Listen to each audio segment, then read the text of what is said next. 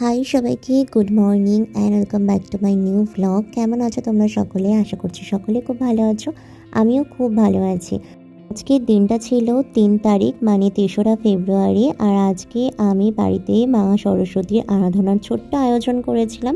আজকের এই ভিডিওতে আমি সেটাই তোমাদের সাথে শেয়ার করব। তো প্রথমেই সকালবেলা ঘুম থেকে উঠে কাঁচা হলুদ মেখে নিলাম পুরো ফেসে। ছোটোবেলা থেকেই কিন্তু সরস্বতী পুজোর দিন মানেই সকাল সকাল উঠে একদম কাঁচা হলুদ মেখে ঠান্ডা ঠান্ডা জলে স্নান করতে হবে।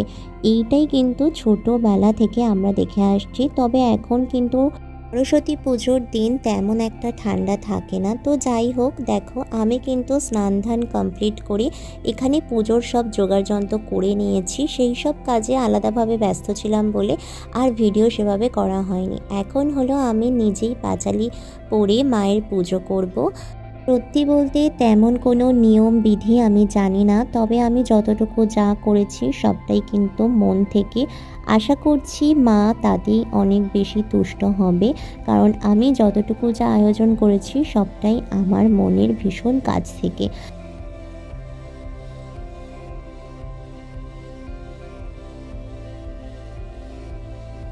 আমি ভীষণভাবে ঈশ্বরে বিশ্বাসী, সাথে সাথে আমার বাড়িরও প্রতিটা মানুষ প্রচুর ঈশ্বর বিশ্বাস করে। আমাদের বাড়িতে 12 মাসে 13 পার্বণের জায়গায় বলতে পারো 33 পার্বণ হতেই থাকে। আমরা মোটামুটি সব দেবতারই পুজো করে থাকি। আমাদের মন্দিরে সব রকমের ভগবানই আছে। সাথে সাথে আমরা কিন্তু অনেক আনন্দ করে থাকতে ভালোবাসি। যে কোনো পুজো পার্বণ অনুষ্ঠান আমরা নিজেদের মতো করে করতে ভীষণ ভালোবাসি। জানো তো, প্রতি বছর যখন নতুন মাকে নিয়ে আসি তখন পুরনো মাকে, মানে গত বছরের যে মায়ের মূর্তি থাকে তাকে বিদায় জানাতে সত্যি ভীষণ কষ্ট হয়। তাই এইবার থেকে আমি এই মাকে নিয়ে এসেছি। এটি কিন্তু একটি পাথরের মা। তাই এই মাকে নিয়ে আসলে এনার তো আমাদেরকে ছেড়ে চলে যাবার কোনো উপায় নেই। তাই প্রতি বছর ওনাকেই আমরা পুজো করব, আর উনি এবার থেকে আমাদের সাথেই থাকবে। তো এইটা ভেবে যেন ভীষণ ভালো হয়ে গেল মনটা। আমার মায়ের মূর্তিটা কেমন হয়েছে অবশ্যই করে জানিও কিন্তু। আর তোমরা কে কবে পুজো করলে সেটাও কিন্তু জানিও কমেন্ট করে।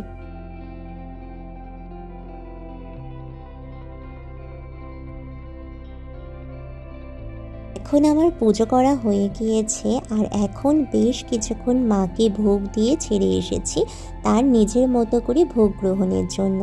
আর তারপরেই কিন্তু আমরা পেয়েছিলাম প্রসাদ। আর আমাদের বাড়িতে কিন্তু সরস্বতী পুজোর দিন চিড়ে মুড়ি দই খই মিষ্টি দুধ এই দিয়ে একটা এই যেরকম ভোগ খাওয়া হয়। তোমাদের কাদের কাদের মধ্যে এই নিয়মটা আছে জানিও তো। আমাদের মধ্যে তো এই নিয়মটা আছে। তারপরে কিন্তু এই ভোগ খেয়ে তারপরে রেডি হয়ে সুন্দর করে চলে গিয়েছিলাম হলো কলেজে। এই সরস্বতী পুজোর দিনগুলো মানেই কিন্তু স্কুল কলেজে ভীষণ ভীষণ ভিড়। আর স্কুল কলেজে একটা দিনই স্টুডেন্টরা কিন্তু তাদের পছন্দ মতো জামা কাপড় পরে আসতে পারে। কলেজে অবশ্য নয়, তবে স্কুলের ক্ষেত্রে তো এটা একদম প্রযোজ্য। এই দিনটিতে ইচ্ছে করলেই আমরা আমাদের পুরনো স্কুলে যেতে পারি, যেখান থেকে আমরা পাস আউট হয়ে বেরিয়ে এসেছি। আবার অনেকে নিজেদের কলেজেও কিন্তু চলে যায় সেই পুরনো কলেজটাকে আরও একবার দেখবে। যেমন স্কুলের ক্ষেত্রেও আমাদের সকলের সেম সেরকম ফিলিংসই হয়। অন্যদিন তো হাজার চাইলেও সেই জায়গায় যাওয়া যায় না। তবে বিশ্বাস করো, এই সরস্বতী পুজোর দিন যেমন অনেকখানি ভালো লাগা থাকে, তেমন অনেকখানি মন খারাপও থাকে। কিসের জন্য বলো তো? যে স্কুলে বা যে কলেজে যেতে আমরা এত অপছন্দ করতাম যে না, ওখানে গেলেই পড়াশুনো নানা রকমের নিয়ম বিধি সব কিছু মেনে চলতে হবে, ঠিক সেই স্কুল কলেজে যাওয়ার জন্যই এই একটি দিন মন ভীষণভাবে ছটফটায়। মনে হয় এই দিনটিতে তো একবার আমার ক্লাসরুমটাকে দেখতে পারবো, একবার আমি আমার সেই পুরনো টিচারদের সাথে দেখা করতে পারবো, একবার আমার সেই স্কুলের পিলারটাকে ছুঁতে পারবো। এই সব কিছু ভেবে কিন্তু আমরা এই দিনটা আর কোথাও যাই আর না যাই, স্কুলে যেতে কিন্তু ভীষণ ভালো লাগে। আমার তো ভালো লাগে, তোমাদের কাদের কাদের ভালো লাগে চাইলে কমেন্ট করতে পারো। তারপরে আমরা গভর্নমেন্ট স্কুলে গিয়েছিলাম। এখানে গিয়ে এই যে এত সুন্দর সুন্দর সব আঁকাগুলো দেখে ভীষণ মন ভালো হয়ে গেল। আর তারপরে ওদের স্কুলের ঠাকুরটাকেও একবার তোমাদেরকে দেখিয়ে দিলাম। আর চারি সাইডে কিন্তু ওরা অনেক রকমের হ্যান্ডওয়ার্ক করেছিল, এছাড়া অনেক সুন্দর সুন্দর ড্রয়িং ছিল।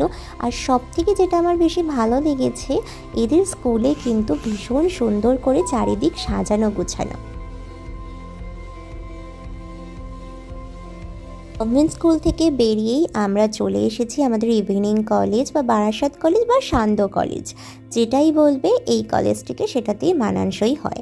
এই কলেজে ঢুকে গত বছর একটা মজার ব্যাপার হয়েছিল, আমরা ঠাকুর খুঁজে না পেয়ে চারিদিক এমনি ঘুরোঘুরি করে চলে গিয়েছিলাম। তবে এই বছর এসে জানতে পারলাম এদের পূজাটা কলেজের বাইরের দিকটায় হয়, মানে এই সাইডটায়, আর অপূর্ব সুন্দর করে সাজিয়েছিল। আর এইখানে যে মায়ের মূর্তি ছিল, এই মায়ের মূর্তি দেখে তো মন একদম ভালো হয়ে গিয়েছিল। ভীষণ সুন্দর, মিষ্টি দেখতে, তেমন একটা রাজকীয় বেশের মা সরস্বতী। এমন সুন্দর মা সরস্বতী কিন্তু সচরাচর দেখা যায় না, মা দুর্গার মতো দেখতে। এদের কলেজেও একটা সাইডে বেশ কিছু এরকম ড্রয়িং, তাছাড়া হাতের কাজ সব কিছু দিয়ে সুন্দর করে সাজানো থাকে।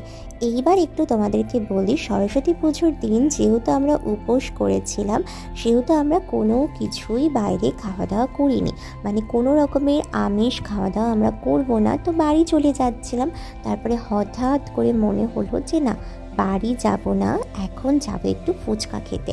আমাদের গভর্নমেন্ট কলেজের সামনে কিন্তু ফুচকাওয়ালা বসেছিল, কিন্তু সেইখানে ভিড়ও প্রচুর ছিল, তাই আমরা ওইখান থেকে খাইনি। তবে ব্রেনওয়্যার কলেজের সামনের ফুচকা কিন্তু আমাদের ভীষণ পছন্দ। যখন ওখানে পৌঁছলাম তখন দেখলাম আমাদের পছন্দের ফুচকাওয়ালা কাকু কিন্তু আজকে বসেনি, তাই আর কি আমরা অন্য একটা কাকিমার কাছ থেকে ফুচকা খেয়েছিলাম।